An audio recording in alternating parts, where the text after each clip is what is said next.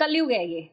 यहाँ पर जो सबसे ज्यादा गलत काम कर रहा है उसके पास सबसे ज्यादा ऐशो आराम है, सबसे ज्यादा संपत्ति है, सारी सुख सुविधाएं हैं। ऐसा क्यों? ऐसा इसके लिए कि भागवत का एक प्रमाण है, भागवत में ऐसी बातें लिखी हुई है कि भाई कलयुग में जो ये गलत काम करेंगे वही विख्यात तुरंत हो गए। हाँ, पर उनको भी उनके कर्म के अधीन ही मिला है। अगर देखिए सभी लोग उतने अमीर हो जाएंगे, सभी लोग गरीब हो जाएंगे, वो तो एक साथ होगा नहीं।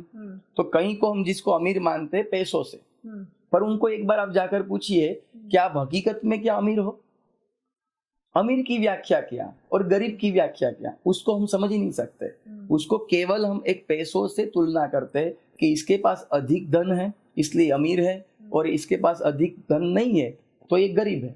लेकिन ये भी तो बात सच है ना कि कोई जो भी मतलब आप जिंदगी में कोई भी गलत काम कर रहे हो, कुछ भी हो, लेकिन अगर आप बड़ी गाड़ी से उतर रहे हो, आपके पास बड़ा घर है, आपने ब्रांडेड चीजें पहनी है, तो सब लोग आपको सलाम करते हैं। और वहीं दूसरी तरफ एक वो इंसान है जो ईमानदार है, जिसने अपनी जिंदगी में कुछ गलत काम नहीं किया, ईश्वर का नाम लेता है, उसको देखकर अगर उसने अच्छे कपड़े नहीं पहने होंगे उसको अंदर एंटर भी नहीं करने देते। तो ये भी तो एक बड़ी गलत बात है ना। गलत बात है, वो हम उस चीज को देखते हैं। पर देखिए भगवान ने भी क्या निर्मित किया होता है कि उसके भाग्य में ऐसे लिखा होता है कि भाई तुम एक ऊंचे स्थान पर पहुंचोगे, वहां पहुंचकर भी तुम पाप कर्म ही करोगे। अच्छा। अन्यथा यदि वो इंसान इतने लेवल पर जाकर अगर सत्कर्म करे, हाँ धर्म करे, अच्छे से अपने पापों को छुपाने के लिए नहीं, एक पुण्य की प्राप्ति करने के लिए। आजकल क्या होता है, जितने भी अधिक से अधिक धनवान लोग हैं तो सभी को पता है कि उतना धन कलयुग में कैसे प्राप्त कर पाएंगे, वो गलत काम करके। बराबर। तो एक चीज है गलत काम करके, और दूसरी चीज है धर्म के माध्यम से जो है तो उसके भाग्य में है तो ही उसको मिला है। पर हमको ऐसा लगता है कि वो एक दिन भी मंदिर नहीं जाता है, कभी उसने भगवान की पूजा भी नहीं की है, तो भगवान ने उसको इतना क्यों दिया?